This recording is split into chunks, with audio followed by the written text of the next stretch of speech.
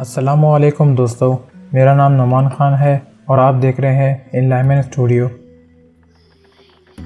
اسیسنس، جسے ہم نظاری اسماعیلیز بھی کہتے ہیں، جو شیعہ مسلمانوں کے ایک نظریاتی گروہ تھا۔ 11ویں صدی کے آخر میں حسن الصبا، جسے حسن بن صبا بھی کہتے تھے، جس کا پورا نام حسن بن علی بن محمد بن جعفر بن الحسین بن محمد بن الصبا الحماری تھا، جس کے ذریعے قائم ہوئی ایسی تنظیم جسے ہم آج اساسنس کہتے ہیں، جسے عربی میں ہم حشاشنس کہتے ہیں۔ ان حشاشنس نے پورے مشرق وسطیٰ میں عہدیداروں کو قتل کر کے خوف پیدا کیا ہوا تھا، جو 11ویں صدی میں پرشیا اور سیریا میں بہت طاقتور تھے۔ 3 قریبی دوست جو امام موافق نیسابوری کی ہدایت پر چل رہے تھے، یہ تینوں افراد میں سے ایک نظام الملک تھے جو سلجوق سلطنت کے عظیم وزیر بنے تھے، دوسرے تھے عمر قیوم، نامور دانشور اور شاعر بھی تھے، اور تیسرا حسن بن صبا جو حشاشنس کا بانی تھا، جس نے ایک وقت تھا جب اس نے پوری دنیا میں اپنی دہشت پھیلائی ہوئی تھی۔ جب نظام الملک کو وزیر مقرر کیا گیا تھا تو انہوں نے حسن بن صبا کو اپنا گورنر بنانے کو کہا تھا، تاہم صبا نے نظام الملک کے مقام پر نگاہ ڈالی ہوئی تھی۔ اس نے محل میں ایک عہدے کی درخواست کی تھی، جیسے کہ توقع کی جا سکتی ہے کہ ان دونوں میں اختلافات تھے۔ حسن بن صبا ایک فارسی شیعہ آدمی کا بیٹا تھا۔ وقت گزرنے کے ساتھ ہی اس نے فاطمید سلطنت کے اختیار کردہ بطنیہ کے عقیدے کی پیروی کی۔ بطنیہ، جسے ہم اسماعیلزم کے نام سے بھی جانتے ہیں، باطن سے مراد قرآن کے اندرونی یا خفیہ معنی ہے۔ یہ اس عقیدے کو مانتے تھے کہ قرآن کے پوشیدہ اور ظاہری دونوں معنی ہیں۔ باطنیہ مکتبہ فکر کا یہ ماننا تھا کہ یہ لوگ صرف ناقص امام سے ہی حق حاصل کر سکتے ہیں۔ اس کے علاوہ یہ دوبارہ جنم لینے کے تصور پر یقین کرتے تھے، اور یہ بھی کہ اس مادی دنیا میں جنت اور جہنم دونوں ہی موجود ہیں۔ اس فرقے کے پیروکار کسی بھی حرام یعنی اسلامی طور پر ممنوع عمل کو کرنے سے باز نہیں آتے تھے۔ اس وقت اسماعیلیز کے بانی محمد بن اسماعیل تھے، جو کہ شیعہ کے 7ویں امام تھے۔ باطنیہ نے اپنی ابتدا مختلف مذہبی شاخوں اور مشہور فلسفوں سے لیا تھا، جس میں جوڈیزم، زوروسٹرینزم، پائتھاگورنزم اور فیلونزم آتے ہیں۔ ان کا قلعہ پہاڑوں پر تھا، جس کی وجہ سے یہ محفوظ رہتے تھے۔ ان کا خاص ہتھیار ان کا خنجر تھا، اور یہ اپنے دشمنوں کو اپنے راستے سے ایسے ہٹاتے تھے کہ کسی کو خبر بھی نہ ہوتی۔ اسی گروپ کو ان کے دشمن اساسنس کہنے لگے تھے۔ نظاری اسماعیلیز نشہ آور چیز جیسے چرس یا افیم کا استعمال کرتے تھے، جس سے ان کا ذہن تبدیل ہو جاتا تھا، اور یہ اسے دوائی کی طرح استعمال کیا کرتے تھے۔ مبینہ طور پر یہ قتل کے مشن پر جانے سے پہلے ہی ایسا کیا کرتے تھے۔ انگریزی میں اساسنس کا نام لاطینی لفظ اساسینس سے آیا ہے، جسے عربی الفاظ میں حشاشنس کہا جاتا ہے، جس کے معنی ہے حشیش ایٹر یعنی چرس کھانے والا۔ کیونکہ نظاری اسماعیلیز نے قتل کی حکمت عملی کو اکثر استعمال کیا تھا، اس کا اکثر شکار سیاسی اور مذہب مخالف بنتے تھے، جنہیں یہ قتل کر دیا کرتے تھے۔ یہ اسماعیلیز جو 8ویں صدی میں شیعہ مسلمان فرقے سے تھے۔ نظاری اسماعیلیز میں مصر میں سب سے پہلا شخص حسن بن صبا تھا، جس کے سربراہی میں سن 1048 سے 1124 عیسوی تک ایران میں کئی جگہیں قائم کی، اور یورپی میڈیول نائٹس کی طرح ایک نئی سیاسی مذہبی جماعت قائم کی۔ اس جماعت کے لوگ تعلیم تربیت یافتہ تھے، اور ان کے علم، اعتبار اور ہمت کے مطابق درجہ دیا گیا تھا۔ تمام ممبران نے قسم کھائی تھی کہ وہ اپنے قائد کے حکم کی ہمیشہ تابعداری اور وفاداری کریں گے۔ ایران میں انہوں نے اپنی 9 سال طویل مہم چلائی، جس کی بدولت حسن بن صبا نے بہت سارے حامیوں کو جمع کر لیا تھا۔ سب سے پہلے سلجوق سلطنت کے شہنشاہ ملک شاہ نے صبا کو ایک تنبیہ خط لکھا۔ جب ملک شاہ کو دبایا نہیں جا سکتا تھا تو صبا نے اپنے مسلح افواج کو ان کے خلاف بھیج دیا۔ سلجوق اور عباسد خاندان کے بہت سارے سرکاری افسران کو قتل کرنے کے ساتھ ساتھ نظام الملک اور غالباً ملک شاہ کو بھی قتل کر دیا تھا۔ یہ فرقہ بڑھتا گیا اور بالآخر 1130 اور 1191 عیسوی کے درمیان یہ لوگ پہاڑی کے قلعوں پر قبضہ حاصل کرنے میں کامیاب ہو گئے تھے۔ 13ویں صدی عیسوی تک یہ فرقہ کافی جگہوں پر بھی پھیل گیا تھا، جیسے مصر، شام، یمن، جنوبی عراق، خوزستان اور افغانستان میں نظاری اسماعیلیز کی موجودگی تھی۔ اگرچہ یہ اپنے دشمنوں اور ایک دوسرے سے دور الگ رہتے تھے، جہاں یہ اپنے ناقابل استعمال قلعوں میں اچھی طرح محفوظ رہتے تھے۔ اساسنس کو ایک عظیم فوجی طاقت سے کبھی بھی خوش نہیں کیا گیا تھا، جس کی وجہ سے کسی مخصوص اور طاقتور مخالفین کو نشانہ بنانے کی ان کی حکمت عملی بہترین تھی۔ اساسنس کا سب سے بہترین ہتھیار ہمیشہ خنجر ہی رہا تھا، جیسے میں نے آپ کو پہلے بتایا تھا، اور یہ اپنا مشن عام طور پر ایک چھوٹے گروہ کی طرح انجام دیا کرتے تھے۔ کبھی یہ بھکاری، کبھی سادہ انسان اور کبھی درویش کے بھیس میں آتے تھے۔ یہ لوگ سیاسی اور مذہبی لوگوں کو اپنا شکار بنانے کے لیے یہ ہجوم بھیڑ والی جگہ پر ہی انہیں قتل کرنے کا منصوبہ بنایا کرتے تھے۔ جب یہ اپنے مشن پہ ہوتے تھے تو یہ توقع نہیں کی جا سکتی تھی کہ یہ اپنے مشن سے واپس بچ کر بھی آئیں گے، جس کی وجہ سے یہ سوسائڈ کمانڈوز یعنی خودکش کمانڈوز کے نام سے بھی جانے جاتے تھے۔ سلجوق سلطنت کے شہنشاہوں نے کئی سالوں تک ان اساسنز کے ساتھ لڑائی لڑی تھی، تاہم وہ ناکام رہے۔ سبا نے شہنشاہ کی ایک خاتون غلام کو ان کے تکیے کے نیچے خنجر اور دھمکی آمیز خط رکھنے کے لیے مجبور کیا تھا، جس کی وجہ سے شہنشاہ احمد سنجر کے پاس سبا کے ساتھ بات چیت کے علاوہ کوئی راستہ نہیں تھا۔ حشاشین موصول اور دیا بخیر میں پوری طرح پھیل گئے تھے۔ یہ لوگ کبوتروں کے ذریعے بات چیت کرنے میں ماہر تھے۔ سبا نے صلیبیوں کے ساتھ بات چیت کی اور سنی مسلمانوں کے خلاف ان کا ساتھ دیا تھا۔ حشاشین انتہائی خطرناک لوگ تھے جس نے سلجوق سلطنت کو کمزور کر دیا تھا۔ اسکالرز اس دور کو بدترین دور قرار دیتے تھے۔ یہ لوگ حسن بن سبا کے حکم پر کیوں اتنا یقین کیا کرتے تھے، اس کے بارے میں بہت گہرائی میں مارکو پولو نے اپنی کتاب دی ٹریولز میں بیان کیا تھا، جس میں اس نے 13ویں صدی کے آخر تک پورے ایشیا کے سفر کے بارے میں بیان کیا ہے، جس میں اس نے اس بات کی وضاحت پیش کی تھی جس معلومات سے چرچ کے حقیقی استعمال کی بھی وضاحت ہو جائے گی، جس میں اس نے یہ کہا تھا کہ یہ ان کو اپنی زبان میں اہل دین کہتا تھا۔ اس نے 2 بلند پہاڑوں کے درمیان بند ایک خوبصورت وادی میں ایک بہت خوبصورت باغ بنایا ہوا تھا، جس میں ہر طرح کے مزیدار پھل تھے جنہیں حاصل کیا جا سکتا تھا۔ وہاں پر خوشگوار منظر کے ساتھ ساتھ مختلف سائز اور شکلوں کے محلات بھی بنے ہوئے ہوتے تھے۔ ان محلات میں موجود ہوتی تھیں خوبصورت دوشیزہ عورتیں جو گانے کے فن میں ہر طرح سے ماہر تھیں۔ وہ ہر طرح کے دھن پر ناچتی تھیں۔ اس دربار کی جو بڑی ہوتی تھیں وہ وہاں آنے والے نوجوان کا دل بہلایا کرتی تھیں۔ ان نوجوان کے نزدیک یہ روزانہ نبی کے بتائے ہوئے جنت کے موضوع پر گفتگو کر رہے ہوتے تھے، جب ان میں سے 10 یا 1 درجن نوجوانوں کو افیم پلائی جاتی تھی، اور جب وہ سو جاتے تو وہ انہیں اس باغ کے محلات کے کمروں تک پہنچا دیا کرتا تھا۔ جب وہ سو کر اٹھتے تھے تو وہ حیرت میں آ جاتے تھے، کیونکہ ان کے پاس خوبصورت عورتیں انہیں پوری طرح گھیری ہوئی ہوتی تھیں۔ وہ عورتیں انہیں بہترین شرابیں پلاتی تھیں، انتہائی دلکش آواز میں گانے سناتی تھیں اور ان کا دل بہلاتی تھیں۔ جب وہ اس نشے میں گم رہتے تھے اور اس بات کا یقین ہو جاتا تھا کہ وہ جنت میں ہیں، تب تک 4-5 دن گزر چکے ہوتے تھے۔ پھر وہ انہیں افیم پلا کر اسی حالت میں دوبارہ وہیں پھینک آتے جہاں سے انہیں لائے تھے۔ پھر یہ ان سے پوچھ گچھ کرتا کہ وہ کہاں تھے، اور ان نوجوانوں کا جواب ہوتا جنت میں، جو آپ کے احسان کی وجہ سے ملی تھی۔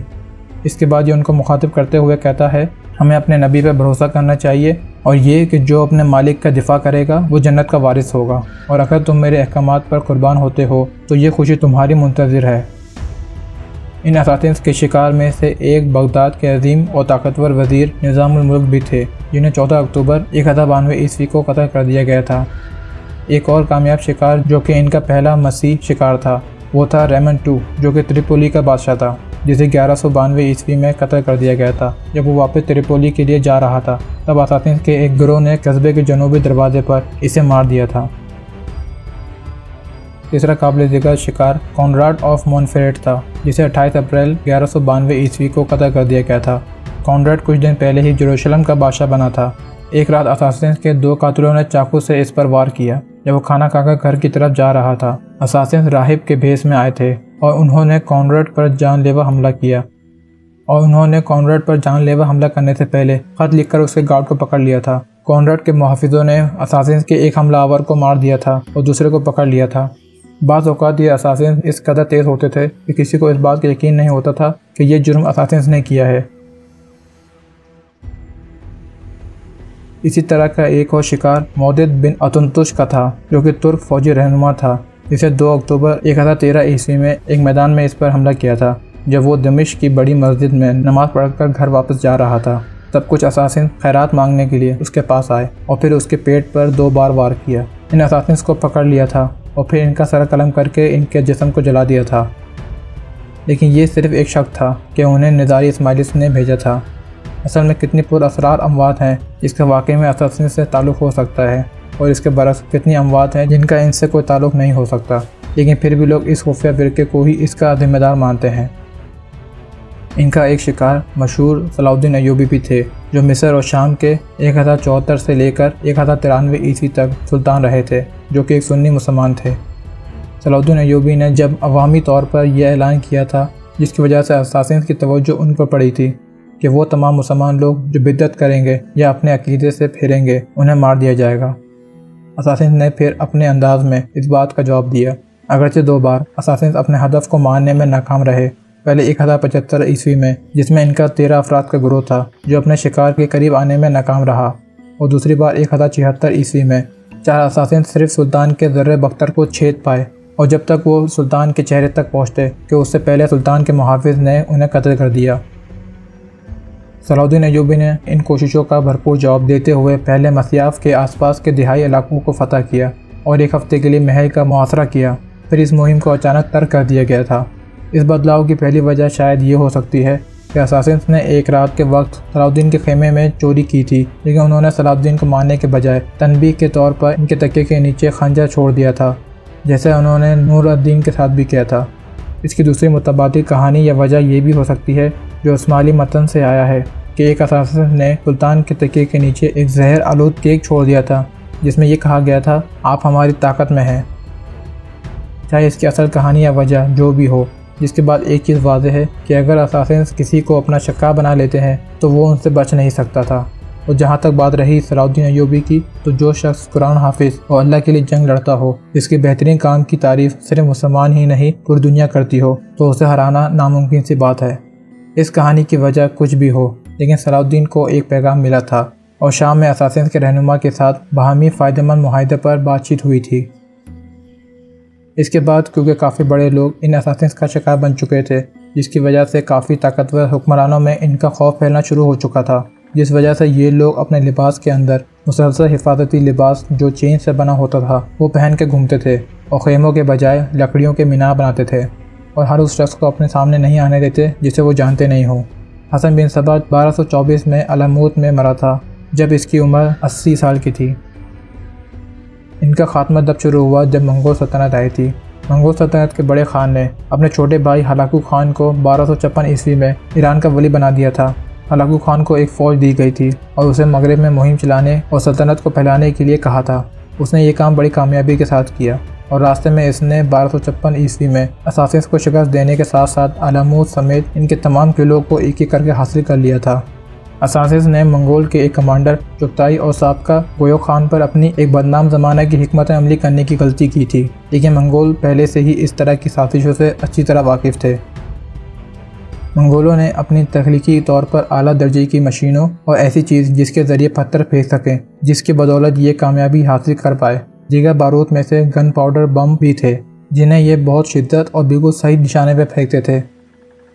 آخرکار قلعہ حاصل کر لیا گیا۔ اساسنز کے گرینڈ ماسٹر رکن الدین خورشاہ کو گرفتار کر لیا گیا تھا، پھر اس فرقے کو دباؤ میں رکھا گیا۔ رکن الدین خورشاہ کو کراکرم جانے کے لیے کہا، جو کہ منگول سلطنت کا دارالحکومت تھا۔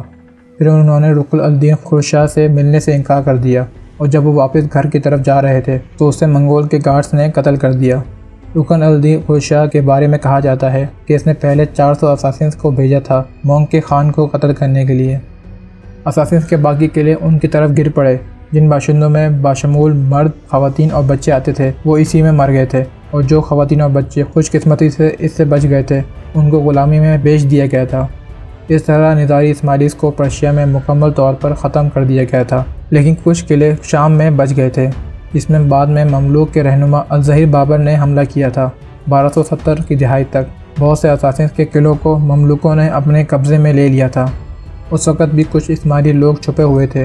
19ویں صدی میں یہ گروہ ہندوستان چلا گیا تھا، جہاں انہوں نے ایک چھوٹی اور اپنی مذہبی جماعت کی بنیاد رکھی۔ جب منگول اپنے سب سے بڑے ہدف بغداد کی طرف بڑھ رہے تھے، مرکزی داروں کے مسلمانوں نے اساسنز کی لائبریریز کو توڑ دیا تھا، جسے منگولوں نے پہلے تباہ نہیں کیا تھا، خاص طور پر الموت محل کی مشہور لائبریری، جس میں بہت ساری قدیم متن موجود تھی، جس میں سے بیشتر مرغہ ایران میں ہی ختم ہو گئی تھی۔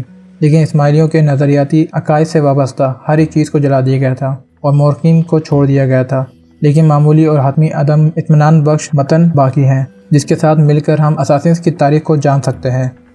قارون وسطی کے اساسنز نے شاید طویل عرصہ گزار لیا تھا، لیکن نظاری اسماعیلی شیعہ اسلام کی شاخ کے طور پر جاری رہے، اور ان کے رہنماؤں کی نمائندگی ایران کے آغا خان نے 1817 عیسوی میں کی تھی۔ اساسنز کے آخری امام رکن الدین کا خاندان آج جنوبی ایران میں ایک چھوٹے قبیلے کی حیثیت سے زندہ ہے۔ 1838 میں جب وہ ایران میں بغاوت کے دوران ہار گئے تھے تو آغا خان ون نے ہندوستان میں پناہ لی تھی۔ انہوں نے بامبے میں ایک فارم ہاؤس خریدا تھا اور برطانوی حکومت کے تحت انہیں ہندوستان میں اسماعیلزم کا شہزادہ تسلیم کیا گیا تھا۔ اس کے باوجود یہ دنیا کے امیر ترین لوگوں میں شامل ہے۔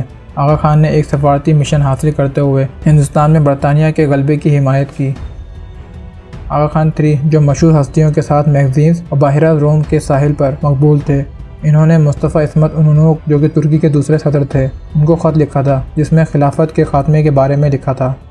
نظاری اسماعیلیس کے موجودہ رہنما یا امام پرنس شاہ کریم الحسینی آغا خان 4 ہیں۔ بہت سے اسماعیلی تباہ شدہ قلعوں کو آپ ابھی بھی دیکھ سکتے ہیں، جس کی بہترین مثال علاموت اور مسیاف ہے۔